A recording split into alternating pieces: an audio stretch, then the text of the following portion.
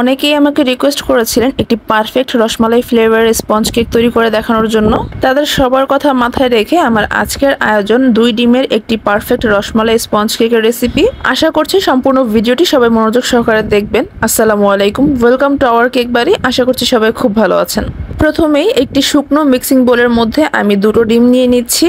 ডিম দুটোকে অবশ্যই রুম টেম্পারেচারের হতে হবে। যদি ফ্রিজে থেকে থাকে তাহলে মিনিমাম আধা ঘন্টা আগে ফ্রিজ থেকে বের করে রাখবেন, এরপরে কেকের কাজে ব্যবহার করবেন। এরপরে এর মধ্যে আমি দিয়ে দিয়েছি হাফ কাপ থেকে কিছুটা কম পরিমাণে চিনি। আপনারা এখানে সর্বোচ্চ হাফ কাপ পরিমাণ চিনি ইউজ করতে পারেন। চিনিটা দেওয়ার পরে বিটারে একদম লো স্পিডে দিয়ে আমরা বিট করতে শুরু করব।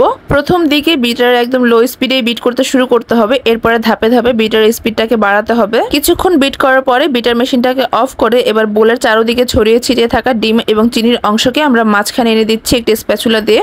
এরপরে আমরা আবার বিট করতে শুরু করব। এই পর্যায়ে আমরা বিটার মিডিয়াম স্পিডে বিট করব, অর্থাৎ বিটার স্পিড 3 দিয়ে আমরা বিট করতে থাকবো। এভাবে বিট করতে করতে যখন ডিমের ফোমটা 90% এর মতন হয়ে যাবে তখন আমরা বিটার হাই স্পিডে বিট করব, একদম পারফেক্টলি ডিমের ফোম না হওয়া পর্যন্ত। এভাবে করে ডিমের ফোম তৈরি করার সময় যখন আপনি ধাপে ধাপে বিটার স্পিডটাকে বাড়াবেন তখন ডিমের ফোমটা একদম পারফেক্টলি রেডি হবে, সেই সাথে চিনিটাও পারফেক্ট ভাবে গলে যাবে। এই তো আমার ডিমের ফোমটা একদম রেডি হয়ে গিয়েছে। কতটা পারফেক্ট হয়েছে তা নিশ্চয়ই দেখেই বুঝতে পারছেন। ডিমের ফোমটা তৈরি হওয়ার পরে অবশ্যই চেক করে দেখবেন যে চিনিটা ভালোভাবে গলেছে কিনা। এবার এর মধ্যে আমি অ্যাড করে দিচ্ছি 1 চা চামচ পরিমাণ তেল। এবার এর মধ্যে মিল্ক এসেন্স অ্যাড করতে হবে। এখানে আমি হাফ চা চামচ থেকে কিছুটা কম পরিমাণে এসেন্স দিয়েছি। এরপরে দিয়ে দিচ্ছি হাফ চা চামচ পরিমাণ ভ্যানিলা এসেন্স। এই দুটো এসেন্স একসাথে ইউজ করার ফলে কেকের ভিতরে খুব সুন্দর একটা ফ্লেভার তৈরি হবে। আপনারা এখানে রসমালাই ফ্লেভারের যে এসেন্সটা পাওয়া যায় সেটা হাফ চা চামচ পরিমাণ ইউজ করতে পারেন, সেক্ষেত্রে আর ভ্যানিলা এবং মিল্ক এসেন্স দেওয়ার প্রয়োজন হবে না, ওইটাতে টেস্ট আরো অনেক ভালো আসে। যাই হোক, এরপর এখানে আমি কয়েক ফোঁটা এগ ইয়েলো কালার দিয়ে মিক্স করে নিয়েছি। জাস্ট কয়েক সেকেন্ডের জন্য বিট করে মিক্স করে নিলে হয়ে যাবে। এরপরে বোলের উপরে আমি একটি ছাঁকনি বসিয়ে দিয়েছি।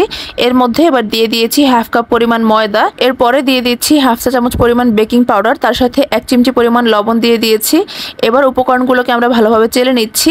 চেলে নেওয়ার পরে এবার মিক্স করে নিতে হবে। এই পর্যায়ে খুবই আলতো হাতে ধীরে ধীরে মিক্সিং এর কাজটি করতে হবে। কোনোভাবে যদি এই পর্যায়ে ডিমের ফোমটা বসে যায় তাহলে কিন্তু কেকটা একদমই ভালো হবে না। আমি কিভাবে কাজটি করছি তা আপনারা একটু খেয়াল করে দেখলেই বুঝতে পারবেন। এইভাবে করে আলতো হাতে সম্পূর্ণ ব্যাটারটাকে মিক্স করে নিতে হবে। একদম বোলের নিচ থেকে উঠিয়ে উঠিয়ে মিক্স করতে হবে, তাহলে খুব ভালোভাবে মিক্স হয়ে যাবে। কিছুটা মিক্স করার পরে এর মধ্যে আমি 1 চা চামচ পরিমাণ পানি দিয়ে দিয়েছি।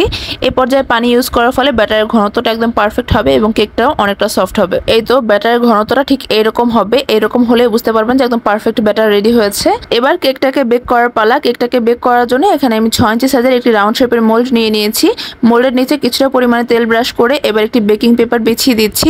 অবশ্যই মোল্ডের নিচেই তেল ব্রাশ করতে হবে, মোল্ডের সাইডে কোনোভাবেই তেল ব্রাশ করা যাবে না, তাহলে কিন্তু কেকটা বেক হওয়ার পরে সাইড থেকে খুলে আসবে এবং চুপসে যাবে। এবার মোল্ডের মধ্যে সম্পূর্ণ কেকের ব্যাটার ঢেলে দিচ্ছি। ব্যাটারের ঘনত্বটা কিরকম আছে নিশ্চয়ই দেখেই বুঝতে পারছেন। কেকের ব্যাটারটা ভাজি ভাজি হয়ে পড়ছে। সম্পূর্ণ ব্যাটার ঢেলে দেওয়া হয়ে গেলে একটি টুথপিকের কাঠি দিয়ে ব্যাটারটাকে ভালোভাবে ফ্লাপ করে দিতে হবে। এর ফলে কেকের ব্যাটারের মধ্যে থাকা ছোট বড় এয়ার বাবলস গুলো বের হয়ে যাবে এবং ব্যাটারটাও চারদিকে সমানভাবে স্প্রেড হয়ে যাবে। এবার মোল্ডটাকে ধরে কয়েকবার ট্যাপ ট্যাপ করে নিচ্ছি।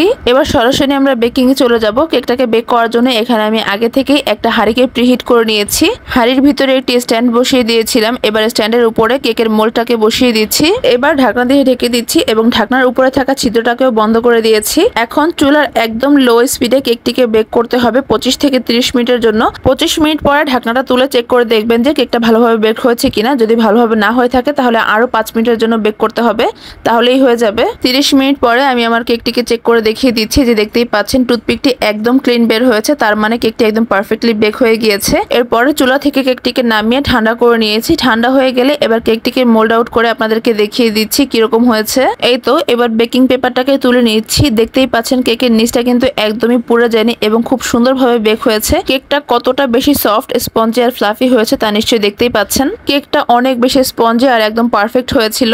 আমি যেভাবে ভিডিওতে দেখিয়েছি সেভাবে করে যদি আপনারা প্রতিটা স্টেপ ফলো করে কেকটিকে তৈরি করেন তাহলে আপনাদের কেকও ঠিক এরকম পারফেক্ট আর স্পঞ্জি হবে। এই যে কেকের একটি লেয়ার আপনাদেরকে কেটে দেখিয়ে দিলাম কেকটা কতটা পারফেক্ট হয়েছে এবং ভাঁজ করলেও কেকটা ভেঙে যাচ্ছে না। আশা করব আমার আজকের এই ভিডিওটি থেকে আপনারা কিছুটা পরিমাণে হলেও উপকৃত হবেন। ভিডিওটি ভালো লেগে থাকলে লাইক, কমেন্ট, শেয়ার এবং সাবস্ক্রাইব করতে ভুলবেন না। সবাই খুব ভালো থাকবেন। আল্লাহ হাফেজ সবাইকে।